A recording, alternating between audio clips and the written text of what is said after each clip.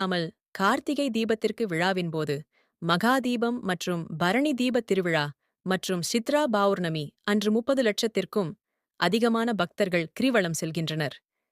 திருவண்ணாமலை ஐப்பசி பௌர்ணமி கிரிவலம் செல்ல உகந்த நேரம் அறிவிப்பு. முழு விவரம் இதோ. திருவண்ணாமலையில் ஐப்பசி மாத பௌர்ணமி கிரிவலம் செல்ல உகந்த நேரத்தை இங்கு தெரிந்து கொள்ளலாம். உகந்த நேரம். மேலும் திருவண்ணாமலை அண்ணாமலையார் கோவிலில் பௌர்ணமி நாட்களில் லட்சக்கணக்கான பக்தர்கள் 14 கிலோமீட்டர் தொலைவு கொண்ட கிரிவலப் பாதையில் கிரிவலம் செல்வது வழக்கம். அந்த வகையில் இந்த ஆண்டு ஐப்பசி மாதத்திற்கான பௌர்ணமி மறுநாள் 16ஆம் தேதி சனிக்கிழமை காலை 3:33 மணிக்கு நிறைவடைகிறது.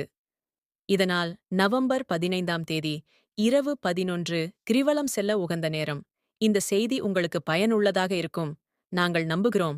லைக் பண்ணுங்க, கமெண்ட் பண்ணுங்க, ஷேர் பண்ணுங்க, சப்ஸ்கிரைப்